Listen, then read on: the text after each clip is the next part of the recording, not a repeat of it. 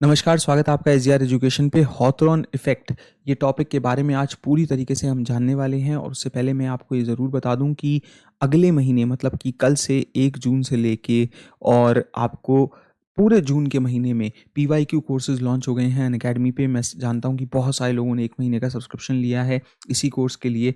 तो 1 तारीख से लेके 22 तारीख तक रोज़ 11 बजे चलेगा कॉमर्स का अपना, जिसमें कि हम 3 साल के पेपर करने वाले हैं 20, 21, 22 और 23। और ये जो करंट ईयर है उसको मैं ऑलरेडी संकल्प बैच में कर चुका हूँ, लेकिन यहाँ भी कवर कर दूंगा।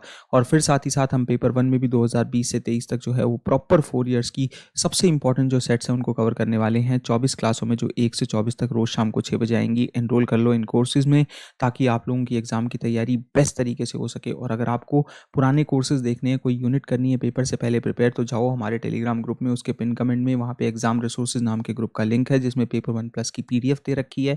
और उस पीडीएफ में जाके जो भी यूनिट तुमको अच्छे से नहीं आती है उस यूनिट को जो है वो अच्छे से रिवाइज कर लो। सभी क्लासेस के लिंक और डिटेल्स गिवन है। क्या है हाथरॉन इफेक्ट? देखिए, हाथरॉन इफेक्ट जो है वो तब अकर होता है जब पार्टिसिपेंट्स का जो बिहेवियर है वो चेंज होता है एज अ रिजल्ट ऑफ कि उनको ऑब्जर्व किया जा रहा है। तो कई बार आप देखोगे ना कि भाई रिसर्च में या इवन जब कैमरा आ जाता है लोगों के ऊपर तो लोग कॉन्शियस से हो जाते हैं। तो ये एक प्रॉब्लम बन जाती है कि जब लोगों का बिहेवियर जो है वो चेंज हो कि उन्हें ऑब्जर्व किया जा रहा है। और हमें हमेशा ऑब्जर्वेशन में ये रूल रखना होता है कि भाई बंदे को ना पता हो जिसको ऑब्जर्व किया जा रहा है, तभी वो अपने नेचुरल स्टेट में रहेगा, वरना जो है उसके अंदर एक प्रॉब्लम आ जाएगी जिसे हम कहते हैं परफॉर्मेंस का बायस। तो हम जब जैसे ही हमको कोई लगता है ना कि हमें कोई ऑब्जर्व कर रहा है तो हम कॉशियस हो जाते हैं और हम अपना नेचुरल बिहेवियर छोड़ देते हैं। तो दूसरे शब्दों में कहें तो जो ग्रुप और इंडिविजुअल्स हैं वो ये रियलाइज़ करते हैं कि उन्हें ऑब्जर्व किया जा रहा है, तो वो अपना बिहेवियर चेंज कर देते हैं। और चेंज वो ये पॉजिटिव और नेगेटिव दोनों हो सकता है कि भाई रिसर्च का कॉन्टेक्स्ट क्या है। तो मान लो कि आप ये देख रहे हो कि जो लोग पार्टिसिपेट कर रहे हैं न्यूट्रिशन से संबंधित जो है वो एक्सपेरिमेंट में, तो अपनी डाइट को इंप्रूव कर लेंगे सोच के कि वो एक्सपेरिमेंट का पार्ट है। तो ये बड़ा ज़रूरी है कि पार्टिसिपेंट्स जो है वो अवेयर हों कि वो अंडर ऑब्जर्वेशन है for the effect to occur. Thus जो हाथरॉन स्टडी है या इफेक्ट है वो एक तरीके के परफॉर्मेंस बायस में भी कहीं ना कहीं बदल जाएगी। तो जो ये पहली स्टडी की गई थी ना हाथरॉन की, ये पेपर 1 और जो है आपके कॉमर्स के लिए, मैनेजमेंट के लिए, सबके लिए इंपॉर्टेंट है टॉपिक। तो वो 1920 में की गई थी और ये की गई थी हॉथरॉन वर्क्स में, एक वेस्टर्न इलेक्ट्रिक प्लांट जो सिसेरो में था। और ये ऑब्जेक्टिव था कि हम इन्वेस्टिगेट करना चाहते हैं कि मैनिपुलेटिंग वर्किंग कंडीशन, जब हम देखते हैं कि भाई हमने लाइटिंग को बढ़ाया घटाया या वर्कर प्रोडक्टिविटी को कम किया ज़्यादा किया तो उसका क्या असर आता है।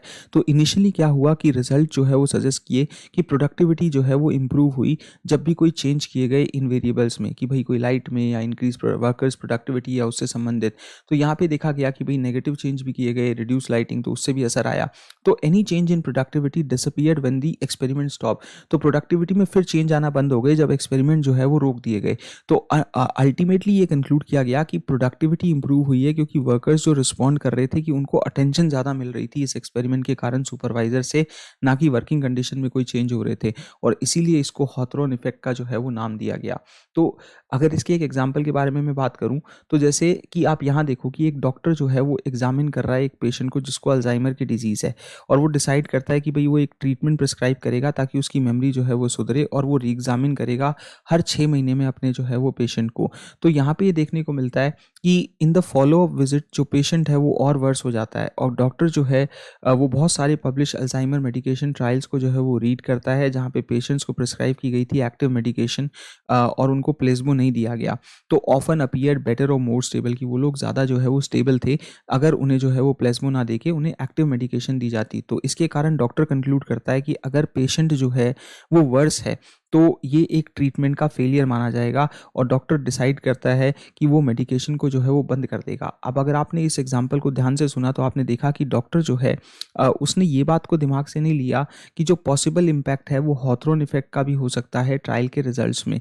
तो doctor hasn't taken into account the possible impact of a Hawthorne effect on the trial results, की people participating in clinical trials, जो लोग पार्टिसिपेट करते हैं क्लिनिकल ट्रायल्स में, तो वो ऑफन ऐसा लगता है कि वो बेटर कर रहे हैं those in routine didn't practice solely because उनकी पार्टिसिपेशन है स्टडी में। इन रियलिटी में क्या होता है कि जो इंक्रीज अटेंशन और इंटरेक्शन होती है ना डॉक्टर्स के साथ और नर्सेज के साथ रेगुलर इंटरवल्स पे, तो ये बेटर हेल्थ आउटकम लेके आती है, रादर देन कि वो सीधा उन्हें जो 6 महीने बाद मिला और जैसे ही उसको वर्स लगा तो उसने देखे कि पिछली कुछ स्टडीज़ के जो है वो आर्टिकल्स और उसके बाद उसने जो है वो एक्टिव मेडिकेशन के तौर पे उसकी दवाई ही बंद कर दी। तो ये देखा जाता है कि चेंज जो बिहेवियर में आ रहा है वो तब आता है जब हमें ऑब्जर्व किया जा रहा हो, हमारी इंटरेक्शन ज़्यादा हो, और कहीं ना कहीं ये चीज़ें हॉथरन इफेक्ट की तरफ लेके जाती है, जिससे कि हमारे कंक्लूजन्स भी बहुत हद तक इफेक्ट हो सकते हैं, जैसे उस डॉक्टर के इफेक्ट हो गए सही और गलत दोनों दिशा में, स्पेशली इन टर्म्स ऑफ की जो असर्शन की जा रही है किसी चीज़ में कि भाई ये कॉजल रिलेशनशिप है, जबकि हकीकत में वहाँ कोरिलेशन निकलता है, कॉजल निकलता ही नहीं। जैसे कि जीडीपी का बढ़ना और अनएम्प्लॉयमेंट जो है वो बेरोजगारी भी बढ़ना, अब ये जो चीज़ें जो है ये कोरिलेटेड हो सकती हैं कि भाई हमारी इकॉनमी में अभी जीडीपी भी बढ़ रही है और अनएम्प्लॉयमेंट भी बढ़ रही है, लेकिन कॉजेशन नहीं हो सकती। कॉजेशन में तो यही होगा कि भाई जीडीपी बढ़ेगी तो अनएम्प्लॉयमेंट तो घटेगी घटेगी ना। तो हॉथरन इफेक्ट जो है वो कॉज एंड इफेक्ट रिलेशनशिप को सामने ले आता है, जबकि वो होती भी नहीं है। तो ये ध्यान रखना बड़ा ज़रूरी होता है कि हम जो जनरलाइजेशन कर रहे हैं ना वो कॉम्प्रोमाइज़ हो सकती है और इससे एक्सटर्नल वैलिडिटी इफेक्ट होती है, जिससे कि हम जनरलाइजेशन देखते हैं हमारी स्टडी का और स्टडीज़ के ऊपर।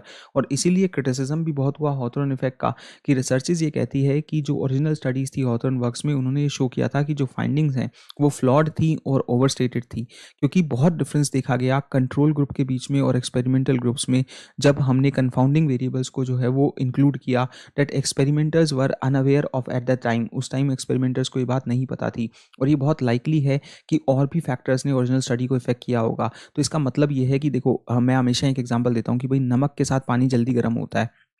अगर हम ये मान लें तो जिसमें नमक डाला जाएगा वो एक्सपेरिमेंटल ग्रुप होगा, और जिसे सादा पानी रखा जाएगा तो ऑब्वियसली वो कंट्रोल ग्रुप होगा। तो जिसमें कोई चेंज नहीं किया जाता उसे कंट्रोल ग्रुप कहते हैं, और जिसमें जो चेंज किया जाता है, जैसे नमक डाला जा रहा है कि भाई नमक वाले पानी से जल्दी पानी गर्म हो जाता है, तो वो एक्सपेरिमेंटल ग्रुप है।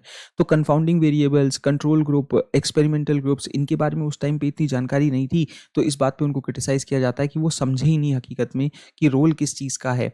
रोल सिर्फ ऑब्जर्व करने का ना होके और भी बहुत से कंफाउंडिंग वेरिएबल्स हैं जो कि रिसर्च को इफेक्ट करते हैं, एक्स्ट्रा वेरिएबल्स हैं। जैसे कंफाउंडिंग को समझने का सबसे आसान तरीका होता है कि मान लो कि आपकी एज है और दूसरी तरफ जो है वो आपका वेट लॉस है, और दूसरी तरफ एक्सरसाइज है। तो आप कितनी एक्सरसाइज करते हैं इससे आपका वेट लॉस होता है, लेकिन एज भी एक इंपॉर्टेंट कंफाउंडिंग फैक्टर होती है जो एक्स्ट्रा वेरिएबल के तौर पे दोनों चीज़ों पे असर दिखाती है, वेट लॉस पे भी और एक्सरसाइज कैपेसिटी में भी। तो जो ओरिजिनल स्टडी थी उसने कॉइन किया नेम हॉथरन इफेक्ट, और उसने भी कहीं ना कहीं क्रिटिसिज्म पाया कि कुछ रिसर्चर्स प्रपोज करते हैं general term participant reactivity to describe the same phenomenon, कि भाई सिंपल सी बात है, वो तो पार्टिसिपेंट रिएक्टिविटी थी, उन्हें लगा वो ऑब्जर्व हो रहे हैं तो उन्होंने जो है वो डिफरेंटली बिहेव करना शुरू कर दिया। तो ओरिजिनल स्टडी ने इसको हॉथरन इफेक्ट जो है वो नाम दिया। इस पर भी काफ़ी विवाद हुआ। जहाँ तक रही बात वैलिडिटी की, इनिशियल स्टडीज़ की, वो चैलेंज की गई, और फिनोमिनन जो है वो कहा जाता है कि अभी भी नहीं होता है। दूसरे शब्दों में कहें तो इट डजंट मीन कि ऑब्जर्व करने से जो है वो इफेक्ट नहीं होगा behaviour, but it does shows की जो हॉथरन स्टडी थी उसका डेटा बेस्ट रिप्रेजेंटेशन नहीं था एटलीस्ट इस फिनोमिनन की। तो अल्टीमेटली ये बड़ा मुश्किल होता है कि एग्जैक्टली पार्टिसिपेंट्स की जो अवेयरनेस थी उन्होंने इम्पैक्ट किया स्टडी के रिजल्ट्स को या किस हद तक किया। और रिसर्चर्स को ये दिमाग में रखना चाहिए कि जब वो स्टडी को डिज़ाइन कर रहे हैं और इंटरप्रेट कर रहे हैं रिजल्ट्स को ह्यूमन सेंटर्ड बेसिस पे, तो वहाँ पे उनको ये ध्यान रखना होगा कि और भी फैक्टर्स हैं जो कि एक असर दिखा सकते हैं, क्योंकि अदरवाइज तो क्या होगा कि आप बिना किसी के कंसेंट के किसी को ऑब्जर्व नहीं कर पाएंगे, और फिर आप ऑब्जर्व करेंगे तो वो नेचुरल स्टेट में नहीं है, तो फिर ऑब्जर्वेशन स्टडीज़ जो है वो इतना आगे कैसे बढ़ेंगी। क्वालिटेटिव क्वांटिटेटिव आज दोनों में उसका यूज़ होता है, वो कैसे होगा। उम्मीद करता हूँ कि अगर आप चाहते हैं मैं इस टॉपिक पे एक वीडियो और बनाऊं और क्लैरिटी और एग्जांपल्स को लेके आके, मुझे लगता है कि इसमें ये जो है बनाई जा सकती है, तो आप कमेंट कर देना और बाकी चैनल को सब्सक्राइब करो, ताकि आप लोगों को रोज़ जो है वो ऐसे ही इंटरेस्टिंग टॉपिक पे वीडियोस मिलते रहें जो हमारे पेपर में 2023 में आए हैं। शुक्रिया।